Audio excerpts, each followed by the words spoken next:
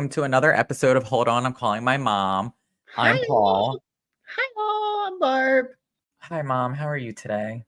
I went to Starbucks this morning. I needed a little pep in my step, and I had a woman in front of me, a Karen in front of me Not at a Karen. Starbucks, a Mm-mm. Karen. Typical And I place. could hear her yelling at the guy, and she's literally like this face on, and she's like, "That's not how it looked. And is that a large?" And I just want to make sure I'm paying and getting what Girl, it's Starbucks. Keep it moving. I just want to make sure I get what I pay for. Isn't there foam or something on this? She says, Home? this is not what the picture looked like. Oh my gosh. That was like one time I was a server at Applebee's. You remember that iconic time. I remember that iconic. And I literally had a table who wanted to order like a steak at Applebee's. I'm like, okay. So they like get it. They were pissed off. They were like, this is not what the picture looks like. I'm like, girl, you're at Applebee's. This isn't Ruth Chris's. A picture. This isn't Ruth Chris. Like the fuck? First of all, don't go to Applebee's and be like a 2-year-old. I want that one. Yeah, I know. I'm cute. I'm pointing at it. So she proceeds and goes and pulls away, and I'm like, what a bitch. Like, girl, you're at Starbucks. Yeah. I go up to, and I like recognize the people. I go to the same one all the time, and it's this young kid in the window, and he hands it to me. I said, "Thank you very much." I said, "I surely would never be a Karen." And you could literally see him as he was handing me the cup that he was rattled from her. And when I said that, he started crying. Yes, crying. Oh my God. I was so mad. And I'm like, oh my God, I don't even have any cash to be like, here, like something. And I was like, no, don't cry. And he was like, it's okay. And he closed the window. So I'm like, where's this bitch at? So I pull out and I'm headed home. She's right in front of me. And I'm like, I'm going to follow her. I'm going to get up. Mom, what the hell? Why would you follow her? A red light or something and go by her, and I see her drinking the cup in her car, and I'm like, oh, please let a red light and me be next to her so I can be like, you enjoying that? I hope you're enjoying that, because the person at the Starbucks is hysterical crying because of your nonsense. But I had to tail off because it was getting heated. Girl, what? We were going too long. Like, I followed her. And I was like, I gotta go home. Okay, you gotta call me next time that happens. Not you out here chasing after the Karens of the world. I do love that. Is good. You're doing something for civilization, so I do appreciate that. That's humanitarian work. Oh my gosh, they were so upset. Just trying to off-road Karens. Off-roading Karens. You're at a freaking Starbucks. So I'm already like this because I'm like, you just made this kid at Starbucks cry. He was literally shaking, giving me the cup. That's so sad. So I saw the name tag, and next time I was literally going to call there and be like, I'm just checking on so-and-so. Oh, you should. Make sure they're okay. Like, I was very concerned about them. Yes. You should. I know. I was so upset.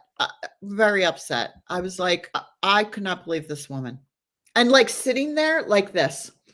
Yeah, like she's in her little entitled ass. Like look in her rear view mirror, and she's like holding her arms, and she's just like rolling her eyes. Like I could literally hear her like breathing from her car. Get out of here. Yeah. Made them cry. Well, Paul, I was so upset. I was like, this girl, please let a red light come so I can pull up next to her and be like, put your window down. He said, bitch, I'm ready to fight. What's up? Yes. How dare you talk to someone like that? Anybody. But do you realize you made that person cry? Oh, I was so upset. And then you yelled at me just like the lady at Starbucks. I did. I wasn't a Karen. I was just a mean bitch. There's a difference. I wasn't entitled. I just was being a bitch.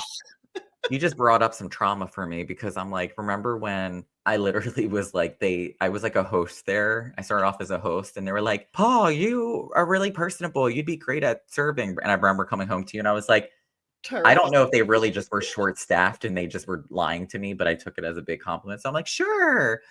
So I ended up, taking the job as the server, and I was like, "Okay, great. Let's do this. Why not?" So I did it, and I remember the first time I went up to a table, I blacked out as I was writing their orders because they were just talking to me so fast. Because you could just tell there's, like, have such big issues with people when I go, "Hi, how are you?" Coke? No, bitch. We're not it's not Coke. Hello, I'm okay. How about you? Don't Yeah. be coming no, don't do laying down your orders and shit without saying hello to me first. So that already got me fucked up in that first part. So then after she did that, I was just like, okay, they're a table that I know are gonna give me issues. I wrote down a laundry list of shit. I go to the computer to type it all in. Can't read one goddamn word that's on there. Can't read one word. And I was like, I have to go back to that table and they're gonna know I fucked up. Well, you also couldn't do a self-serve ice cream cone. I couldn't do a self-serve ice cream cone. So my first job that I ever had was at a local ice cream place in where I grew up at. And I remember I was like 14 and I wanted a job so bad because I was turning 15. And this was like huge sign of independence for me. And I was like, I want my own job, my own money. So I got a job there and I could not fucking make an ice cream cone. Like, it was like the ice cream came out. I was like and it just looked like a hot ass mess. It got to the point that even the woman who owned it was like, "I gave you too many freebies at this point. Like, if you're embarrassed, like, you're putting it out the window and you're giving it to them, and that's on you." And I was like, "Oh, shit." And then I had a friend that I was working with, shout out to Justine, and Justine, like, one time had to make, like, a milkshake, and she dropped the milkshake, and it splattered everywhere, and I was like, "The 2 of us, let's just say we both got fired from that job." Well, I had to fire you for that. Yeah, that was another thing. She didn't even tell me. She called my He mom to called fire me. me, the owner called me and was like, "So it's not working out with Paul." Ice cream's hard. It's hard. I'm like, is she telling me to fire my son? So I had to break his poor little 14-year-old heart and be like, "Dude, it ain't happening." I'm not going back tomorrow during your scheduled shift. I think I was like, "She said she'd call and let you know when Yeah. she needs you." It was like a soft blow. It was like a Yeah, soft I blow. definitely didn't come out and be like, "She fired you through me." Yeah. Well, technically in my mind, I did not get fired. You did not. She told you to tell me that I And I did potentially not come out and say those words. I was yeah. like, "She just yeah, she said she'd call when she needs you." You I were mean, laid off. You were yeah, laid off. yeah, yeah. I got a severance. I mean, if that's not telling to our relationship that my first boss had to call you to tell you to fire your own kid, and we had to have that conversation, it really is just very on I track with think it was probably years later that I was like, "Look, she really was just like." yeah. She was like, "It's out." She used the words "fire." Yeah, You've come so far. I really have. I really have. I feel like that is very telling to our relationship. I mean, if your mom can't fire you, then why can't you talk to her about sex? You know, it's like today's not a perfect episode to really showcase how there are no boundaries or walls between us that you could Yes. so viciously fire me for my first job, then it is what it is. But today we have on sex therapist Kristin Hodson. I love that her platform is really creative to normalizing conversations around sex. Normalizing it. I love that word because I feel like that's the word that's not used. It's more shame or Yeah. embarrassment. So to use the word normalized is like an excellent word. I mean, I remember, we got sex ed like throughout elementary school and like going into middle school and high school when we were in sex ed in elementary schools. So they gave us this like booklet and it was of a cisgender male's body. So I remember I held on to this piece of paper like it was like something, it was important because it showed your stages of puberty as like ages like Oh, I do remember that. ages like this to this. It would be like, they draw in a couple squiggle hairs. So it was like, oh, you finally get pubes from like 12 to 13. Like, and I then it would do be, remember that. I don't know why I remember that now, but I do. And then it would be like, oh, it's getting a little bigger around this age. And oh, the balls dropped. Oh, that looks like a man. Like, okay. So I remember I held on to this and I would literally compare my penis size each summer to see if like it reflect. I was like, okay, we're on the right track. This is good. This is what we're doing. I think I found it when I was like cleaning out your bookshelf Yes. one time in one of the books. It was stacked Like all the way at the bottom next to the piggy bank. And it was like all crinkled. And it was like one paper that I just held on to through like Yeah. most. And again, opportunity lost because I was like, oh, he has that. Okay, well, There's a reason why he's kept that from 4th grade to 7th grade. Yeah.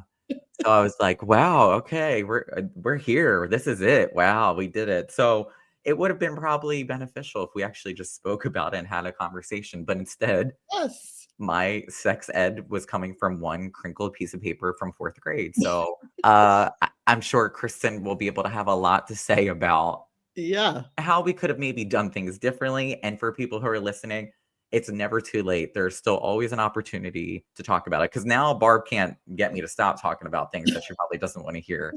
But that was not always the case. So for other people, Yes. you We're know, making up for lost time. we really are. Yeah, we really are. All right, let's get to it. All right, let's welcome on Kristen. So I'm so happy to have our guest on today. She's a sex therapist, founder of the Healing Group, which is a specialty mental health clinic for postpartum, sex, and therapy. And if we're going to talk about normalizing sex in a conversation, we are going to have our guest on today. So please welcome to the podcast, Kristin Hodson. Thank you for having me here.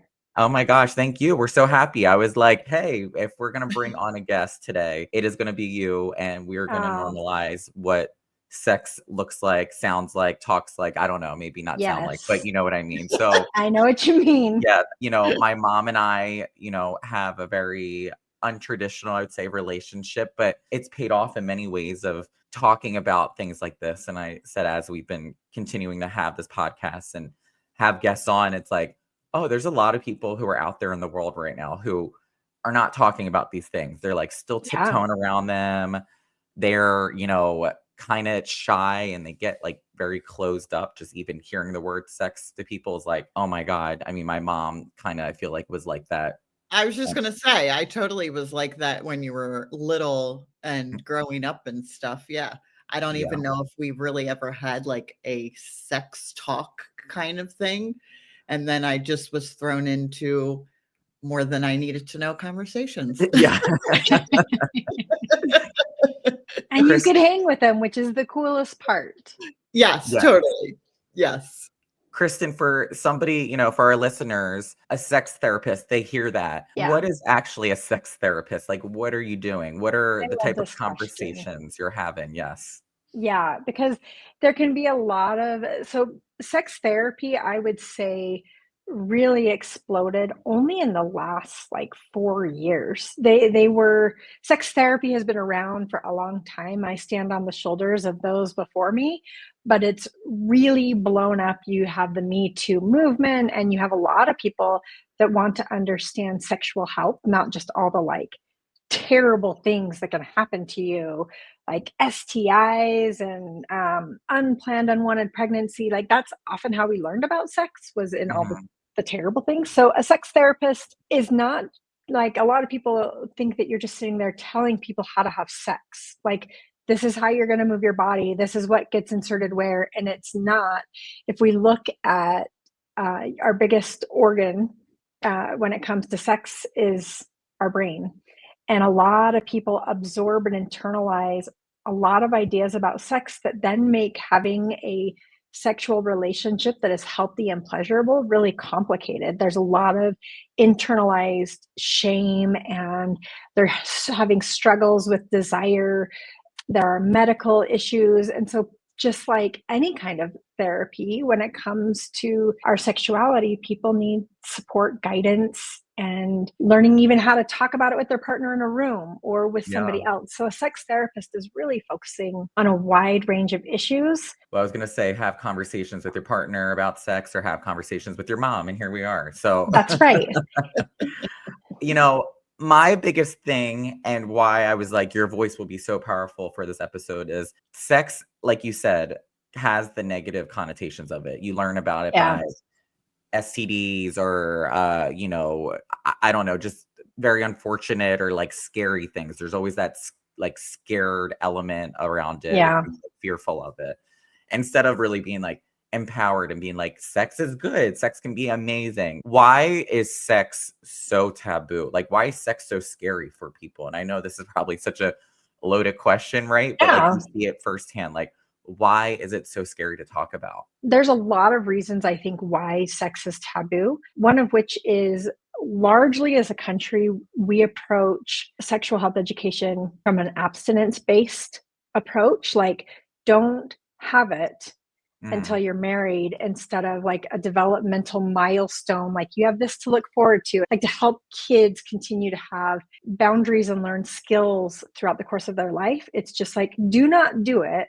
And it doesn't work like that. In the US, kids largely are getting 17.2 hours of formal, age appropriate, medically accurate sexual health education. That's like 1.4 hours a year. Yeah. So, and we want them to be sexually literate. Can you imagine if your child only got 1.4 hours of reading a year, 1.4 hours of math a year? It doesn't work that way. And so there's taboo there because we're not talking about it. We do know that the more you talk to your kids about sex and the more information and education they have, they actually delay their first intercourse. Like, it actually serves in the opposite way of, if we talk about sex, we're just giving them permission, and it just doesn't work that way. That is not what the data shows at all. Well, Yeah, it's kind but of like, unfortunately, that's not some of people's mindsets. If Yeah, you yeah. talk about it, they wanna do it, you know? That's right. Right. Yeah. well, I kind of look at it as like, and this is maybe a bad like example to compare it to, but it's like if you tell a kid never to have a cookie, they're gonna want that cookie so much more because you're depriving them of something, and now Right. they're Yeah. inquisitive. And the thing that I had the biggest issue with is not talking about it and then walking around it, like just kind of skirting around it, and it's like the elephant in the room. You know what I mean? Like Yeah. there's so many people that I realize that like just are not talking about it. They're not saying, hey, when you love somebody or if you just want to have sex, like this is what it's like. This is what you do. Like as a parent, I'm not, but I would be like, I would want to set my kid up for success and say, this is inevitable. So when I talk about this sexual milestone, if we look at the phrasing of losing your virginity, we don't, like when we have a toddler or a baby that's crawling and all of a sudden they start walking, we're not like, oh, you lost your ability to crawl. We're like, oh my gosh, you're walking. That is so exciting. That is so cool. When it comes to sexual milestones, we don't think of it as gearing up for a sexual debut and like this is a really normal next step in your sexual development. We view it of like, oh, you've lost something and now you will never get it back. That alone, that framing of like you've lost something, like look what you've done, or whatever. But we have such these subtle phrases that we've gotten really used to that also create this taboo. We also, like our kids, there are so many conversations to be had with our kids well before reproduction and sex, because sexual health isn't just about the sex talk that we often think about of intercourse. We need to talk to our kids about healthy friendships, and we can teach that when they're young. We can teach them about boundaries and consent, which is sharing, like asking to play with a toy and not taking it. And then you get to keep building on these concepts as they grow. But that's like when you brought me on to talk about talking to your kids about sex, I'm like, oh, I really wanted your listeners to know we're not just preparing you to have a one-time conversation. Right. My hope is to shift the mindset of these are ongoing 1 minute, a million conversations throughout their entire life, like caring for their body, health and hygiene. And then they just like a next step in their development to have a conversation about reproduction. But there's like a million ways they're going to be being affectionate with another human being long before they're having intercourse. Barb, do you remember the first time you told me, or you said you didn't? What? The sex talk. No, I don't remember. Like literally, yeah, like sitting there and having a conversation. I think she pulled the birds and the bees thing, and it was like the very typical. Like she did have the conversation with me, and I remember hearing, things of like insertion, and that to me was like so like, oh my god, and it was like you do those, like, that just sounded like so I remember the feeling that I had of like that just felt so personal. Yeah. But and I just remember being like, but to be honest, I don't know if we had like really great like reoccurring conversations. I feel like Yeah, like you're saying from the beginning, yeah, as a child to start those boundary talks and stuff. Yeah.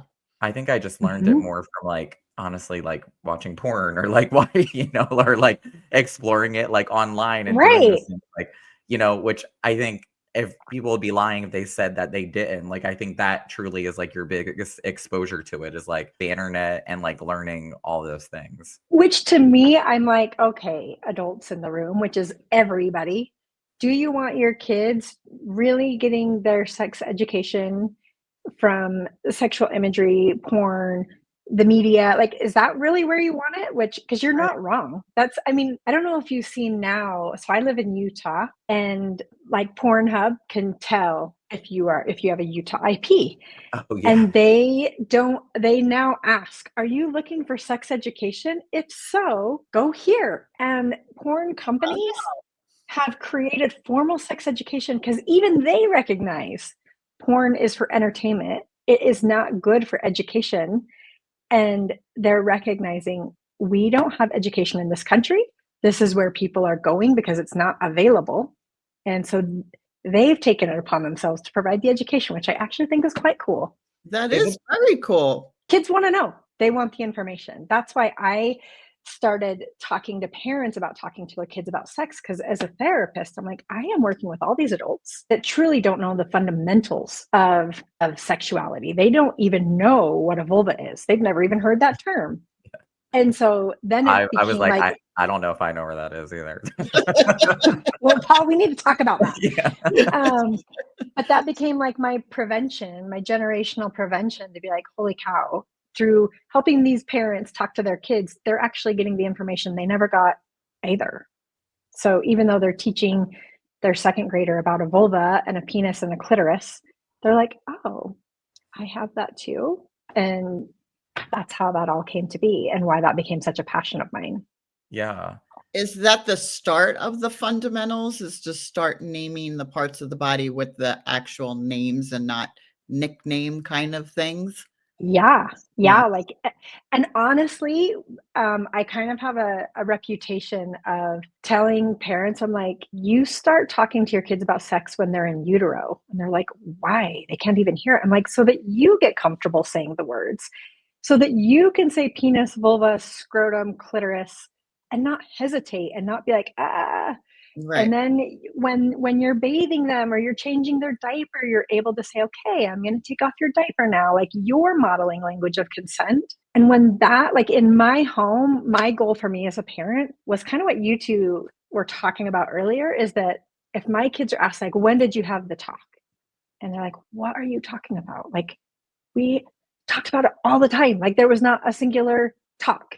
That's my goal as a parent, is that it's just freely happening in our home, which it is. If any of my kids were on the show right now, they'd be like, oh my gosh, it's all the time.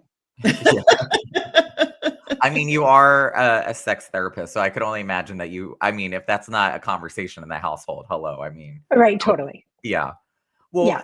I mean, with that being said, and I love that you are having those conversations and normalizing it. And like, I agree, saying like PP and it's like, oh my God, like if you're a grown adult saying those things still, it's like, we got a problem here. Like, Yeah.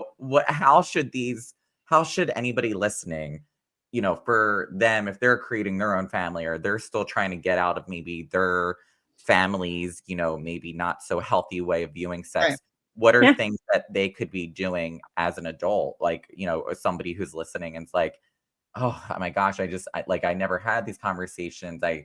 Yeah. It Yeah. still makes my mom's pearl, like she clutches her pearls when I say the word Yeah. vagina, like what are those things that they could start implementing to maybe change that?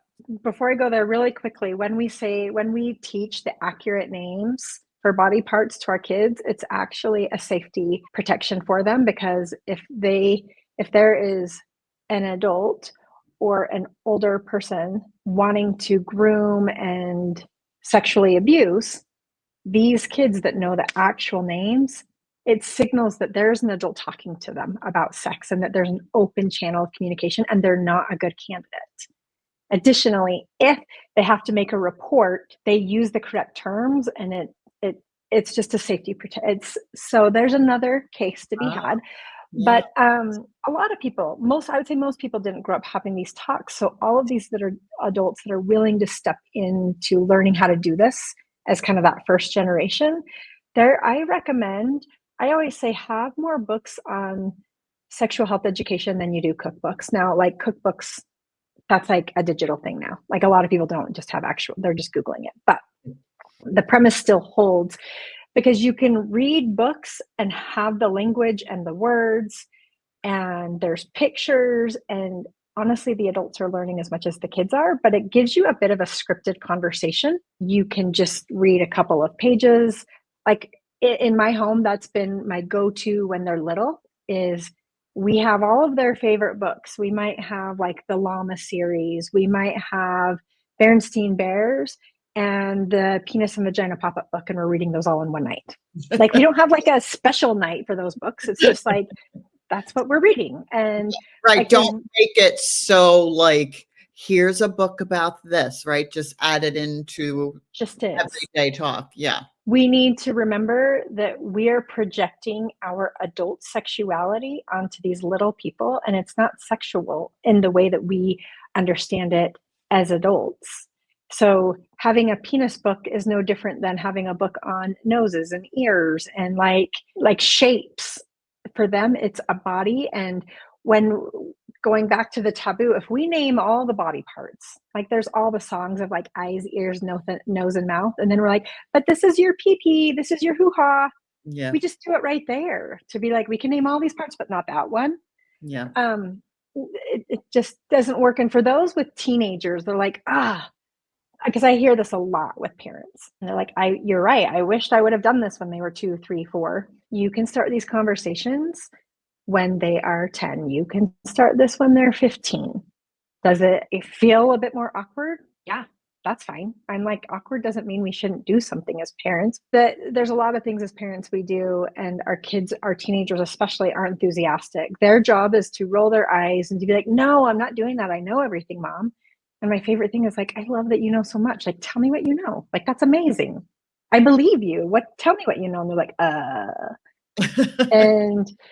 but I honestly, starting these conversations, no matter their age, is really important to their health and safety and pleasure. I'm going to introduce the word pleasure, because you can have functional conversations about sex, but hopefully we want them to have safe, pleasurable experiences. And we give that to them by sharing our values, helping them establish their values, and teaching them really important realities around sexual experiences. But for all of these parents or people listening, they like, yes, I am a sex therapist. I'm not the sex expert of their home. They are. And every single parent really can decide if they want to be the sex expert of their home or if they just want that to land by default. Their kids are going to learn about sex, period. The second their kids go into elementary, and now they've been exposed to all these other kids, and most kids now have phones, like they are going to learn about sex. It's just how, and do you want to be that open person? And then you get to shape and include your value set. I don't preach any set of particular values that people need to have, or that I am the expert of their home. They are. So that's the question I always like to ask people of, you don't get to choose if your kids learn about sex. You get to choose how. Talking to your kids about sex, half the battle, and you guys were talking about this early, is just not shutting down the conversation, just being willing that if your teenagers come home and say X, Y, and Z, that you're like not reactive to it, or they share something with you and you are open, enthusiastic, and curious. That is half the battle. They're just seeing if they can have these conversations with you. It's not even what you say. It's that they can talk with you. We've come a long way, because there was one point in time when I was watching Sex in the City. I've told this story before. Oh, yeah. And I learned what a camel toe was. And I went downstairs, and at the dinner table, I asked my mom what a camel toe was. And she told me that I should not be asking what a camel toe was. And where did I learn that at? And I said, Mom, Sex in the City, which is obviously educational programming now. And she was like aghast that I knew what a camel toe And I was was. like, why are you watching that? Like, what? Yeah. And she clearly didn't know that I was gay, Kristin, that I was watching Sex in the City. And my one question takeaway was, what's a camel toe? Like, I'm going to know what that is firsthand. I don't need, like, Totally. you could take a funny moment like that and make it a learning lesson. Hilarious. Yes. Let's teach them what that means. But like, you're saying the big crucial key to this is having the conversations, getting it to just start talking about it, like putting it out there. Are there other like ways of maybe doing that for people that maybe are a little bit like resistant? Like, I mean, I think a thing that a lot of people struggle with is like their parents looking at them as like a sexual being when they That's get older. really hard. It totally. Yeah, not as a child, but as an Yeah. adult, learning Yep. your sexual identity and figuring that Yes. out. What are ways to break through that? So this is a matter of practice. Like, you're not going to get more comfortable if you're not practicing. And that's why I'm like, awkward isn't a cue that you're doing something wrong. It's your cue and feeling that you're doing something new. So you feel awkward, like any other new thing. Like, talking about sex and growing your comfort in it is a skill. What you just named, I would say between 12 and 18, like a lot of parents can be fine talking to their kids about sex between 0 and 11, when they're just like teaching them about body parts, and they're not like these developed sexual beings. Even the idea of their kids experiencing pleasure is like, whoa, I don't want to think about that. So parents can go dark and leave their kids alone between 12 and 18 as that critical time of their figuring out their orientation, they're figuring out their identity, their expression, all of these things. That's when parents need to step in more, and it is practice. Like, I'll give a exercise when I teach some of my classes. I have my parents write down the 12 items they got at the grocery store last. But they'll write down like, oh, I got milk, eggs, cheese, bread. Now I want you to write down another list, and I want you to write down penis, vagina, clitoris, scrotum, pleasure, ejaculation, orgasm. Write those all down. I want you to be able to say those words as comfortably as your grocery store list. And they're like, okay, and they get better. And I'm like, now I want you to call your mom, and I want you to talk with her and see if you can hang. And then it's just practicing. Yeah. That's all it is. There's these, I call them the 3 C's, but for any parent, the first and best thing you can do is just stay calm. Like, you talk about the camel toe moment, like you probably, Barbara, had this flooding of like, and it's just like staying. Oh, I did. I was like, totally. Like, how embarrassing. Yeah. And then to get curious, right? You were attempting to go there. Like, how did you learn about a camel toe? Like, tell me, like, that's that curiosity place, right? But you have to be calm so that you can stay. The 3rd C is so you can stay connected. Your goal is to stay connected so that they don't go underground or be like, okay, I can't talk about that with my mom, and I'll go everywhere else. There's one thing that from you saying this, what I take away from it is like being, I don't know what parenthood looks like for me, but like, I think like masturbation is a huge conversation that should like take place, because it's like, we all know, like when you're a little kid and you're running into the bathroom, you start locking the door and you're in there for a little bit of time. It's like, girl, we know what you're doing in there. You know or what like I mean? 1 hour showers, a lot, like 4 showers a day. Yeah. Right. But isn't there a very different talk about masturbation with girls than boys? I feel like the conversation with a boy is like, kind of thing. Like, of course you're going to do that. Right. And then a girl, it's like, I think, my generation, taboo. Don't touch yourself. Don't do anything like that. You don't explore your own body, anything like that. Yeah. I think that's the negative connotation that comes with societal pressures of saying, boys, of course, you could crank it out 6 times a day. A lady never touches. Like, that's the societal negative connotation that we've created, especially your generation, Mom, no offense, but like you know, we need sexual health conversations and to create that safety regardless of the genders. Yeah. I remember when I was younger, my mom caught me watching porn. I don't know if she remembers this. And I like I didn't have a lock on my door at the time. So what I did is like, I was just on my laptop. This is how like old school it is, because it's like, we weren't like just on iPhones, like going to Google or Twitter and finding it, you know? And I had like I was laying on my stomach so my feet could push up against the door so no one could like come in. Oh. And I guess I got a little like vulnerable when I was watching. I got a little sidetracked, and my mom opened up the door, and I pushed that door so goddamn quick back. Like it was like, I was like, oh my God. But like, I know that she saw bodies doing something on a screen. And I just felt this immense like, Guilt. Yeah.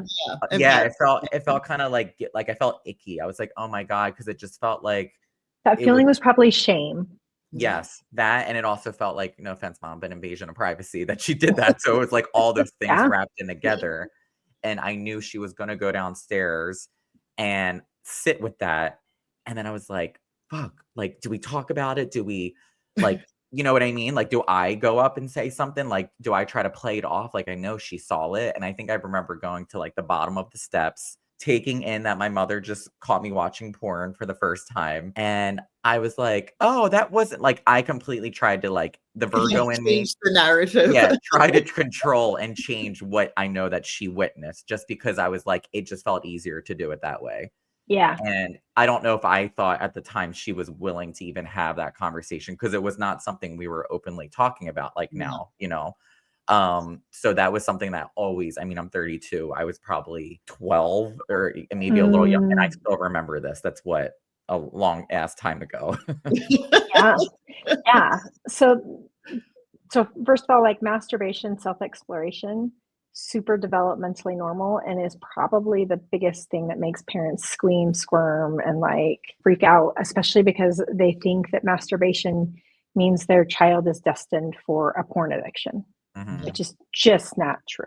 And kids can masturbate without sexual imagery. Like they don't have to, no pun intended, go hand in hand. Like it is just developmentally normal. We know that babies stroke their genitals in utero. Like we have ultrasounds of that. So oh, really? Yeah, it is. Hold on. We just 32 years old. I'm talking like, look, hello. You just taught me something that I had no idea. They do that. Oh. Yeah.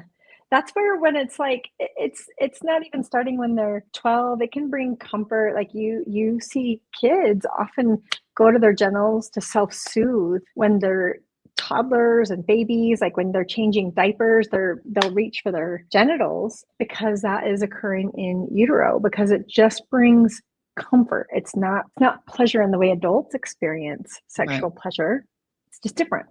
Yeah. But when you're talking about who's going to bring it up, who's going to talk about this, and the parent, I don't know if you were thinking about that too, Barbara, where you're like, do I say something? Do I not? Like, how did you? I'm so curious, and then I'll go on, but I'm so curious. Yeah, I think I just was like shocked. You know, I guess you just don't think of your kid, like you said, like, a sexual being.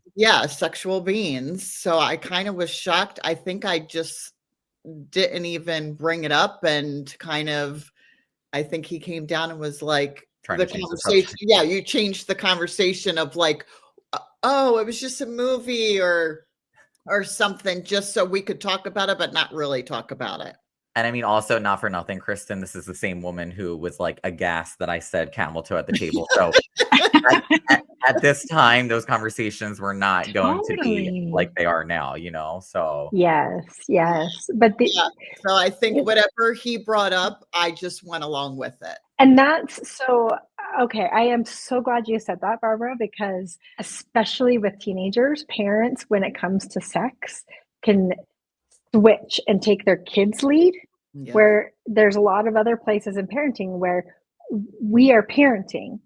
But so I will hear a lot of parents be like, well, I'm not going to talk to them about sex because I don't even think they know what it is. It's not even on their radar. I'm like, come on. And so I'll wait till they talk to me. And I really think that's more about the parents' comfort and discomfort. You have these proactive conversations of like, these are the things I want to teach my kids and need to teach and talk to my kids about.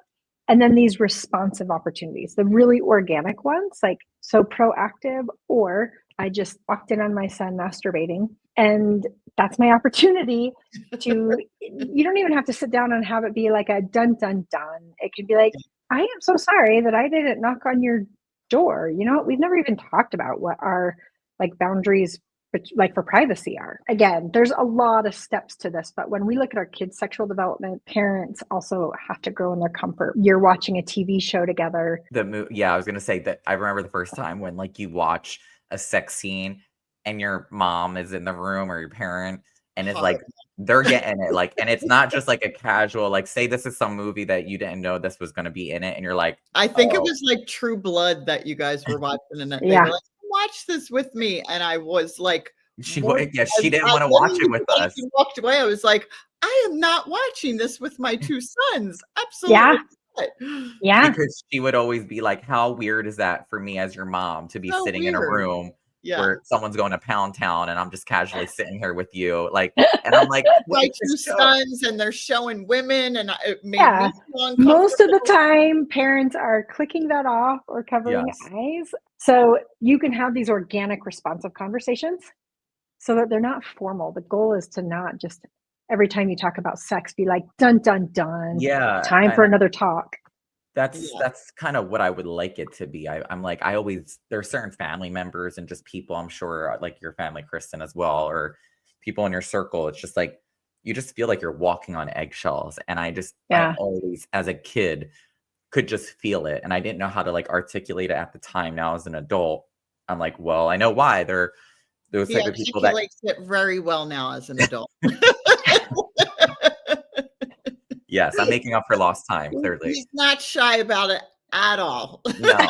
Well, because I'm just like, it's a normal thing. There's been so many times where my mom, like, she has been on the phone with, like, she called me and, like, I didn't answer or something. She was like, "What were you doing?" I was like, "Oh, I was having sex." Like, it's like, I just say it. I don't even think twice about it. And sometimes I think in her head, she's like, "Oh, okay." Like, I don't know if she would rather me lie to her, No, but like, and, like, to me, I just think, "Oh," like, when he told me that, I actually was like, "Oh, that's good for him." Like, great relationship. Good. I'm glad. You know what I mean? Like, I don't know. I was like, I don't know if that's weird or not because he's my son, but in my head, I just thought, good for him. Like, Yeah. that's good for a relationship and kind that's of how I thing. feel too when I know that her and her vibrator are having one-on-one time too. So I'm like, Yeah.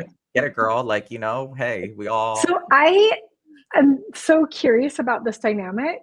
How did you get to this point with From comfort? Like, that Paul, point to did this you point. make her more comfortable?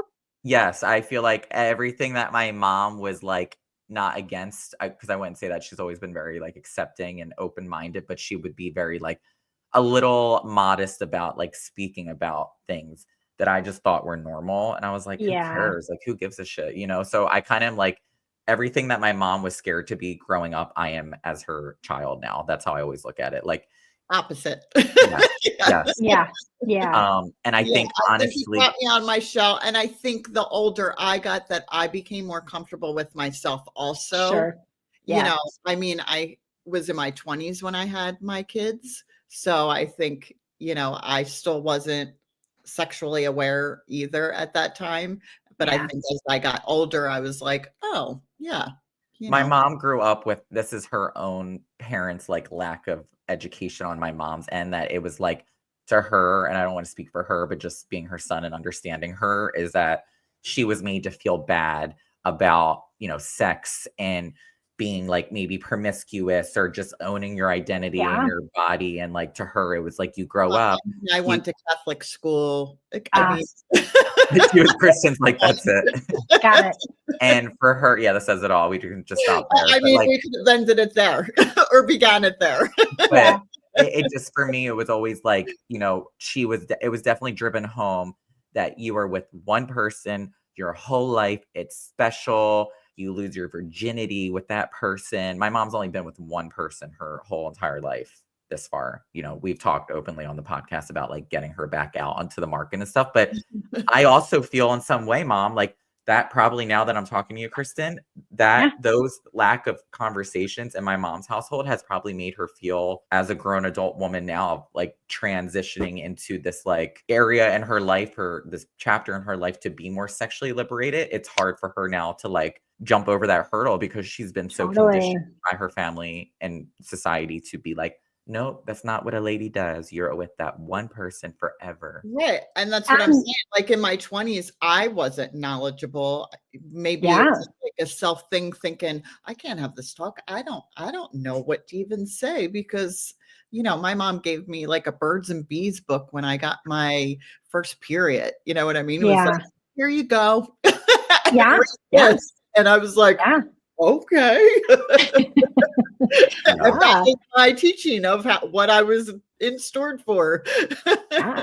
Yeah. Well, I mean, my mom she has 2 gay sons, and she is a very well-known character in West Hollywood when she comes out with my friends and stuff. So she has definitely got, Fun. I would say in the last couple years, she's probably been more downloaded on things that she never even could imagine when it comes to sex and Yeah. the acts of sex. So yeah. My sons, their friends, we have great conversations now. No, it sounds so fun. Yeah, this is why I wanted to have you on, because one day we were sitting at the Abbey when my mom and my brother were in town, and we talked about the first Yeah. time that we ever had like experience like masturbating ourselves, and we went around. My brother said his experience, and mine was like, oh, the jets in the pool, you start like rubbing up against it and it like feels good, and you're like, oh, like this is good, but like it feels bad that I'm doing this, like I shouldn't, it feels Totally. naughty. Yeah. And I sat back and I just thought, wow, like how special is this? Like, even though it's kind of maybe like an odd conversation, but it's At special the because, Abbey. yeah, that we're talking openly to my mom in a comfortable situation, expressing Totally. how we explored ourselves as young adults, understanding what masturbation was. I think that's incredible. I'm like, way to go, family. Like, it's the Right? best. Yeah. And again, weird conversation to have at, that place. But it also, when I left there and was walking and thinking about it, I was like, wow, what a great experience and conversation that I could have. Because it was just more than my kids there. It was other people there Yeah. that were involved in the conversation. And they were very open. We were all very open. And I was like, that's just, yeah, I walked away like, wow, that's really an amazing conversation. Wish I could have did that many, many years ago, Yeah. you know? But But this is like classic example for anyone listening. It's just never too late to open these conversations up ever. I Like, agree. Yeah. even at 32 years old, sitting there and like, it's just Yeah. opening up those conversations. Who knew sex could bring us all together? What a I magic. know. Yeah. Magical Kristin, and beautiful. I would love for people to check you out. I mean, I am a fan. I follow you on social. I love the stuff that you're putting out. Where can anybody listening, if they want to learn a little bit more about you and your work, can they check you out at? Yeah. So they can my easiest place is Instagram, which is at Kristin B. Hodson. And so that's where they can find me. Love it. Well, Well, yes. thank you You so so much. Yes, Thank you. you. I know. Super fun. I really enjoyed it. Thanks for lending your voice and enlightening everybody, including us, a little bit more about sex. So thank you for that. Yes. Yeah. Thanks for inviting me into the magicalness of your relationship. I love it. You guys were so fun. It was so Aw, nice to meet you, Barbara. And Nice to meet I loved hearing it all. So thank Thank you. you. bye, you guys. All right. Bye. Bye. Oh, that was a great conversation. I'm sorry I yelled at you. Whatever. Yes, everybody, let's not cut this part out. He I'm was not. yelling at me prior to coming on, like very stern voice. I actually felt like I was gonna get teary-eyed during it before we got into it because I thought, wow, my mom's so like sweet and like she doesn't yell, and then I'm like yelling at her, and she's like, you were like flustered, and I made you feel that way, which made me upset. Oh, I'm well, sorry. I appreciate that. I accept your apology.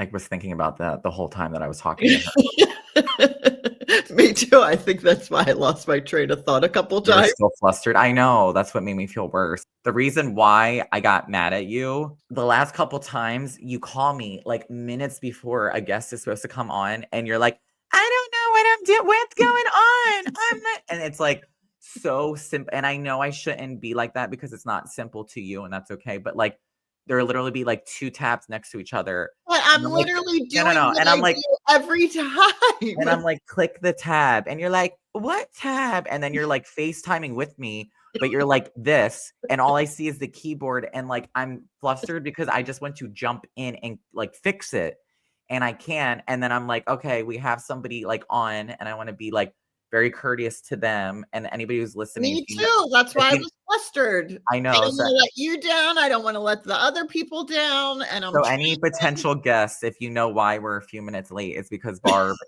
I'm yelling at her on the other end of the phone. But I do really apologize. I shouldn't have done that. And I love you. And it made me feel badly because I felt like it felt like a mean girl. I And I'm not. appreciate your thoughtfulness. Okay. Well, thank I know you. I know it can be frustrating. Maybe the lesson of what we just got from talking to Kristin was that awareness and having the conversation. So I was aware it was weighing on me the whole episode. I feel like now, like my shoulders can I felt horrible. So I needed to get that off my chest and I let was you. literally like talking and then lost my thought and That was don't blame that on me. That was not because of me. all your fault. Well, I'm so happy Kristin was able to join us. I hope everybody else enjoyed that as much as we did. And it's never too late to learn about sex. That's all I got to say. Right, Barb? That's right. Thank you for listening to another episode of Hold On, I'm Calling My Mom. As always, we love you all. We appreciate you all. We can't say that enough. Broken record on loop, but thank you for always tuning in, supporting. Thank you for following us on all of our social media accounts at Instagram, Facebook, TikTok at Hold On, I'm Calling My Mom. We appreciate it. Thank you for the people who are subscribing and watching on YouTube at Hold On, I'm Calling My Mom. Thank you so much for everybody who's, listening on Spotify and Apple. It means so much to us. Thank you. And please just continuing to share with a friend and share with somebody who might need to hear. Please tune in next week. Every Monday we drop an episode. And Barb, take it away. All right. I'm hanging up now. Bye. Call you later. Call you later. Love you. Love you. Sorry Even though again. you yelled at me. Bye. Bye.